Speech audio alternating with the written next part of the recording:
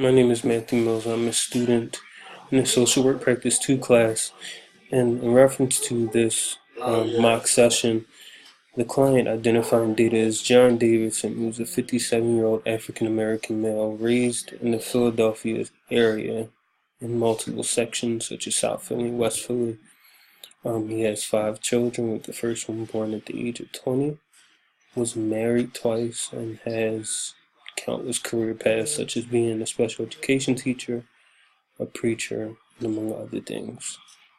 He also is well educated with 2 bachelor's degrees and honorary doctorates. But over the course of his life, always had a struggle with substance use. He expresses that it started at a young age with alcohol and marijuana and progressed slowly but surely to crack cocaine, which is something that he's been struggling with for the last 30 to 40 years.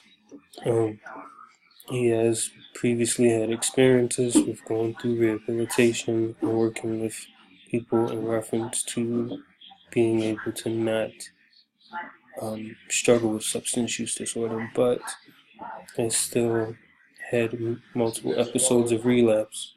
So he is coming in today in reference to address the desire to want to stop with the substance use.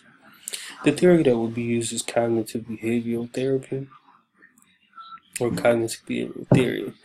It's a theory that digs deeper into the cognitive aspects and the behavioral aspects of oneself. In this instance, substance use.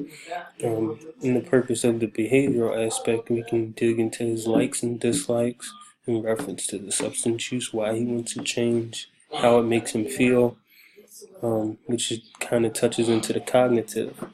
And I think that's important to account for, that it will introduce his feelings, his thoughts, and his emotions in reference to the use, what drives him to use, what is a trigger for him, and things of that sort. And take the proper channels and find other coping mechanisms to assist. But cognitive behavioral theory, I think, will be effective in the intervention process pertaining to substance use disorder. So stay tuned, and I hope that this will be enjoyable and beneficial for you to watch. Thank you. Mr. Davidson, I'm Matthew Mills. It was a pleasure meeting you. Nice to meet you, How you sir. doing? I hope you don't mind if I take some notes just for point of reference in case file to keep up with things. Okay, go ahead. What brings you in today, sir? Well, I have a substance abuse problem. Something that I'm working on, trying to put some time clean together. What is the drug Drug of choice is crack cocaine. and how long would you have said that you've been using? Off and on about 20 years.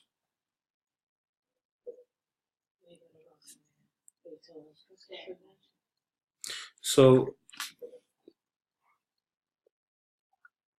what is the thing that normally creates the need to use? What will be your triggers, would you say? That's a tricky question there. Generally, off the cuff, I would say frustration, anger, being overwhelmed. Of course, NA would say a little bit different. And what does the drug actually do for you once you take it? It makes me forget about what I'm going through. It takes me out of self. It puts me in a state in which I forget whatever problems or frustration or even what I was angry about. So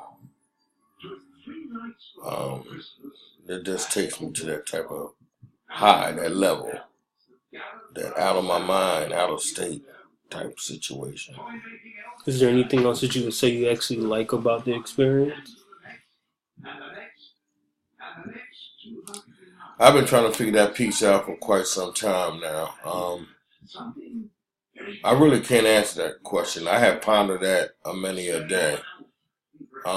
I really can't answer that question. The high itself.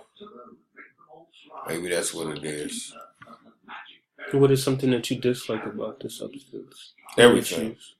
Everything. The end result, especially the loss of money. The people that I hurt. The lack of responsibilities that I will take on.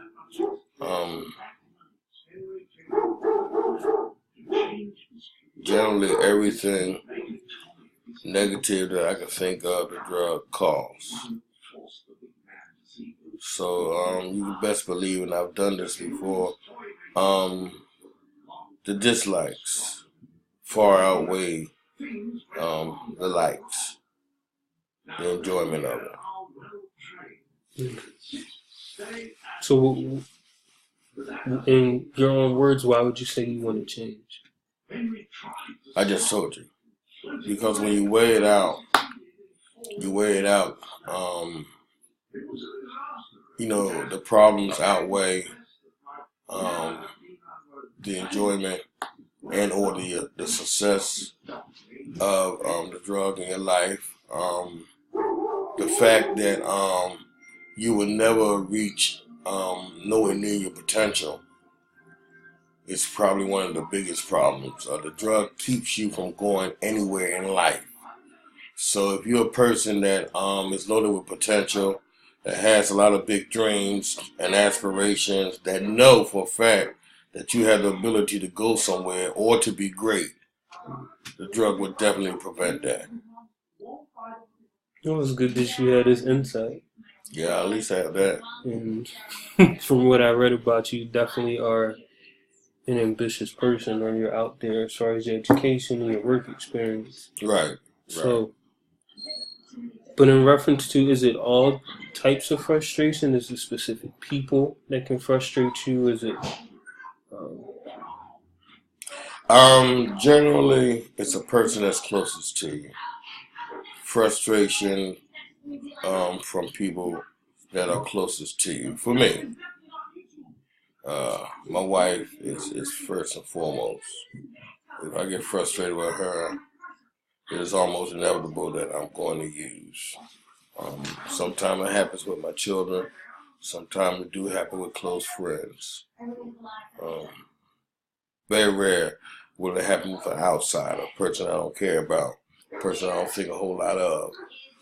That generally don't frustrate me to that point.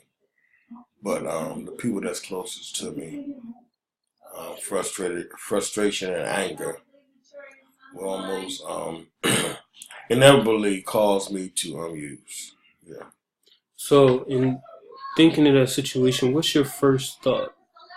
Your first thought when you're angry or frustrated, your first thought is to go use? Yes, that's my first thought. Thought to go escape? That's my first thought, is to use. Because I automatically know that if I use, I'm going to escape. So that goes hand in hand. It's one and the same for me. So when I have that frustration to that level, and my first thought is to use, I automatically know that if I use, then I'm going to come out of myself. And I won't be part of that problem. The problem won't exist at that time anymore. Okay. You never think to retaliate? What you mean retaliate? So in the process of you being angry, you never think to retaliate out of anger? I still don't understand what you mean retaliate. What you mean? Maybe verbally, like sparring, going back and forth. That's worse.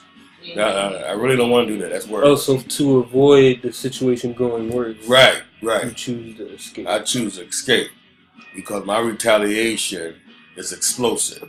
Okay. And now I'm hitting levels that I really don't want to go to. Because, see, I'm very good at cutting somebody off with my tongue. I can cut somebody too short to you know what with my tongue. And that's just the beginning. Then comes the paranoia. Because being an ex-Marine, when I get to the level of being frustrated and I retaliate by my words, and I think I'm being threatened, now I'm ready to go to a whole new level now. You know what I'm saying? Now you're talking physical. possibilities of physical. So even though I have never struck my wife, don't take the thought I haven't came. You know, anytime I become ballistic, I'm ready to fight. I'm ready to hurt somebody, or you know, prepare myself that I might be hurt. You know, whatever comes, it don't make no difference. Either way, kill be killed. Now I'm straight up Marine now. Straight up Marine. I'm straight up warfare. Straight up Vietnam. Those type of thinking and levels I'm extremely scared of. I just don't want to go there. Well, if you don't mind me asking, when did this start for you in reference to wanting to escape, and that correlation that the escape automatically equals using to the substance? Well, the using came as a mistake. I was partying and seeking the person that brought me to the party, and they was doing it. I didn't know what it was, so I was introduced to something that I had no idea of what it was or what it does. I don't know why, being 30 years old, I didn't understand what, at that time it was freebasing. I didn't understand the term. I just didn't know, but I wanted to try it. So, you know, it wasn't a means of escape in the beginning. It was more or less curiosity. Okay. In the beginning. And then from there, it became another form of entertainment. You know, I was using it in a social manner. Even though many times it was isolation, it was still a social enjoyment. And then the other factors came in. You know, I think that means of escape came only after I realized this thing has ruined my life. And when I first decided to try to stop using and found out that I couldn't, that's when the other options and thoughts came in. The other usage, you know, and it's really just an excuse. A means of escape is nothing but a simple excuse because there's no real escape. You already know that. So, but that's an excuse you give yourself. So that only came after I tried to quit and fail. Okay. Right. Well, it's good that you know that also, and to think oftentimes people escape to something they feel comfortable with anyway. Right. So, in defense, that happens to anybody, to be honest. That just so happens that that's what you were comfortable with after the uses socially and things of that sort. You went back to what was comfortable. Right. Right. So, right. In reference to going from here and actually working and seeing what your triggers are there other things you can think of that you could use to escape with? Well, I'm in the process of fighting this battle now. Understand that I've been down this road approximately 14 times. That I've had what I believe was sincere bouts with this thing, and I have lost 13. This time it's a little bit different because I don't have help other than God. Generally, it was always going to a rehab of some sort where there was counselors and psychologists and therapists, and they have been very good in keeping me clean for a minute until I left their particular organization, and not too long after I relapsed. Now, the bout I have taken is spiritual. I've been doing pretty good thus far with my readings. I have several scriptures that I read. They are recovery scriptures. They are reconciliation scriptures. And so I do my reading. I go to a meeting once or twice a month. I brought in some people that I am subject to as far as talking with, that I could be straight up with, and that can be straight up with me. You know, folks that will ask me, how I'm doing, what I'm doing, so on and so forth. So the bottom line is I'm taking this bout to a spiritual battleground. And